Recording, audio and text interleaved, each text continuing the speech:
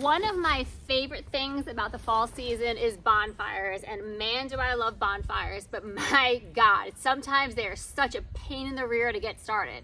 So I'm going to show you exactly what you need to start a bonfire in your backyard. I'm not gonna go over safety protocols and everything. That's up to you guys to figure out. Like, if I need to tell you that, then maybe you should be making a fire. But I'm gonna show you the best way to build it and exactly what you need to build it. So to start off, I found this super awesome lighter on Amazon. I believe it came in a pack of like 2 or 3. You charge it into a C charger, whatever that is, the one that has the 2 rounds, and it's awesome. It actually uses electricity to start it. So we're gonna use that. And then I have my pieces of wood here already. So I'm gonna show you how I like to put my wood around my fire so that I can trap the heat inside and so that it gets hot and stays lit for a long time. Every single time we make a fire, we're always going inside so much sooner and it's still burning.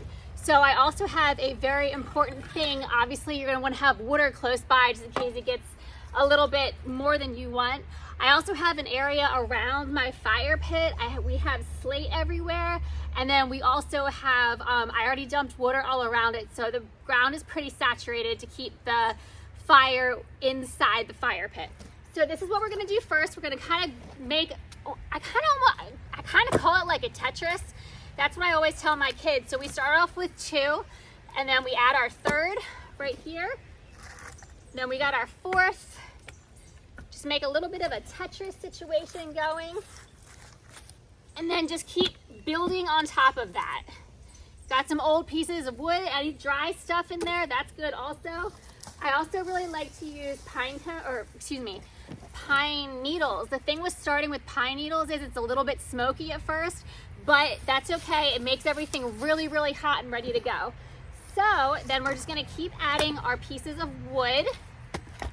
If you're lucky enough to have a super duper good looking handsome husband who owns a tree company, that is very awesome to have. So you can just grab wood from your wood stash and go ahead and make that fire for the time he gets home. Then you guys can have s'mores and hang out by the fire and enjoy yourselves. All right, so I think I'm gonna keep it pretty much open like that so that I can show you.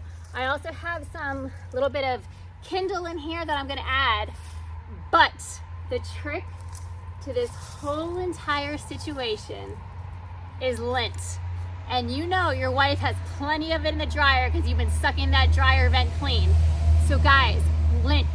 Put the lint inside, put it in the middle, put it with the pine cones, the pine straw, the kipling that you already have, put that in there, and then just kind of continue to build your fire so that you're blocking it if there's any wind or anything.